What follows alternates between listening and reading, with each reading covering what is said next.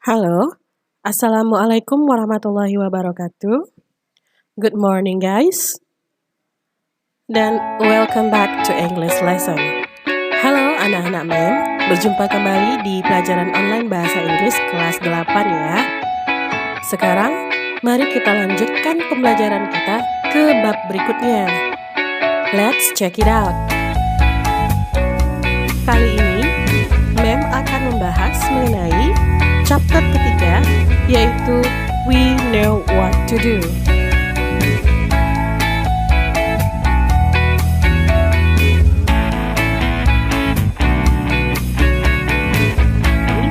Tujuan pembelajaran kita adalah yang pertama, kamu dapat memberikan nasihat atau himbauan, to give suggestion, dan yang kedua, kamu dapat menyatakan kewajiban serta aturan, to state rules and obligation. What is suggestion? Apa itu sugesti ataupun nasihat?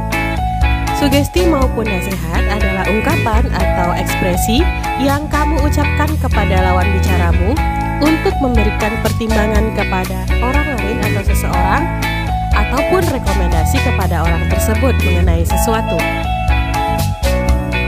Nah, dalam membuat sugesti, saran maupun nasihat, kamu harus menggunakan modal should. Kemarin di chapter kedua, kita sudah membahas bahwa modal dalam bahasa Inggris terdiri dari banyak.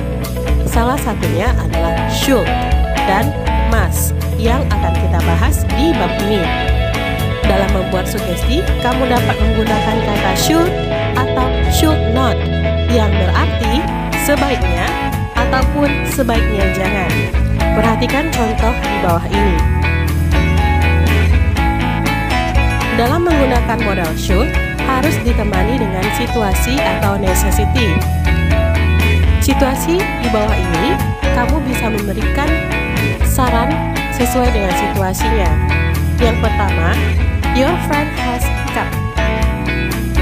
Apabila ada kawanmu yang cegukan, berarti kamu bisa memberikan saran atau nasihat. You should drink water. Kamu sebaiknya minum air. Situasi yang kedua adalah Stephanie has headache. Teman kamu yang bernama Stephanie kepalanya sakit. Nah, apa saran atau sugesti yang kamu berikan? Yaitu Stephanie should not sleep late. Makanya Stephanie tidak boleh tidur terlalu larut malam.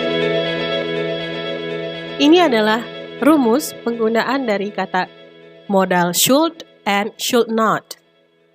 Perhatikan rumus di bawah ini, yaitu yang pertama, subject. Subjek ini adalah I, we, you, they, she, he, it, ataupun nama orang, ataupun nama benda.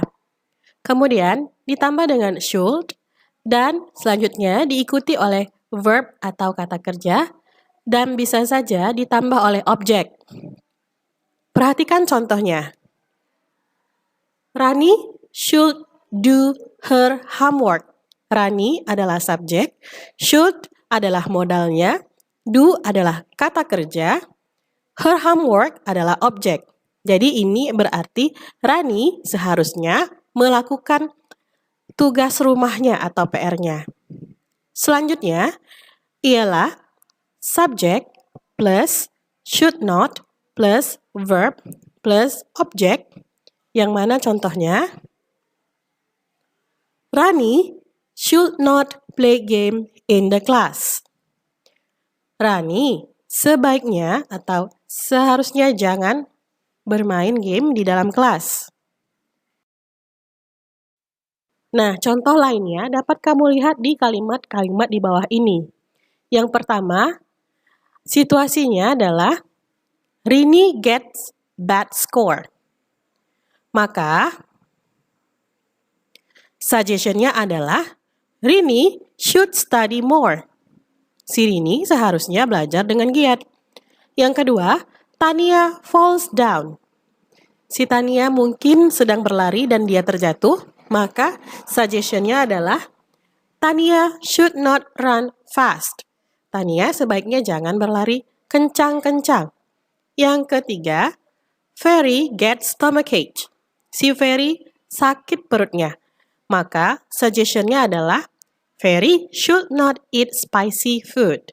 Si Ferry sebaiknya jangan makan makanan yang pedas. Atau Ferry should eat properly. Ferry itu harus makan dengan baik.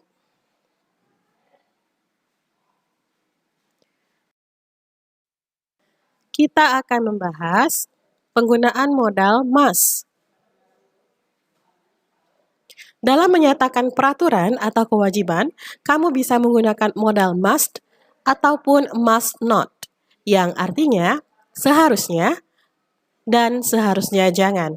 Coba perhatikan contoh di bawah ini. Yang pertama, Harisa must tidy up her bedroom. Harisa seharusnya merapikan kamarnya. Nah, dari kalimat ini kita tahu bahwa kalimat ini menyatakan kewajiban. Yang kedua, Shiva must not skip the class. Shiva seharusnya jangan membolos kelas. Yang artinya, kalau di sekolah, kamu tidak boleh membolos kelas. Nah, kalimat yang kedua merupakan peraturan yang ada di sekolah. Bagaimana cara penggunaan atau rumus penggunaan must and must not? Yang pertama, kamu harus menggunakan subjek, ditambah must, ditambah verb, kata kerja, dan objek. Contohnya ialah, Cindy must wear her uniform. Cindy harus memakai pakaian seragamnya. Nah, itu adalah peraturan ya, anak-anak, karena itu digunakan di sekolah. Kemudian, untuk penggunaan must not, kamu bisa lihat contohnya dengan rumus subjek plus must not plus verb dan objek. Contohnya ialah, Cindy must not bring the comic. Cindy seharusnya jangan membawa komik. Nah, ini juga merupakan peraturan karena ada peraturan di sekolah tidak boleh membawa komik. Contoh lainnya ialah yang untuk kewajiban, we must clean the house every day. Kalimat kedua, we must respect older people. Kalimat ketiga, we must pay tax for vehicle. Kemudian, untuk contoh must dan must not yang berarti peraturan ialah yang pertama, we must not smoke in the hospital. Ini adalah tanda apabila kamu berada di rumah sakit tidak boleh merokok. Yang kedua, we must keep quiet in library. Ini juga merupakan peraturan yang ada di perpustakaan. Yang ketiga, we must not park in here. Ini ada juga peraturan bila kamu melihat tanda lalu lintas dilarang parkir. Itu tadi pembelajaran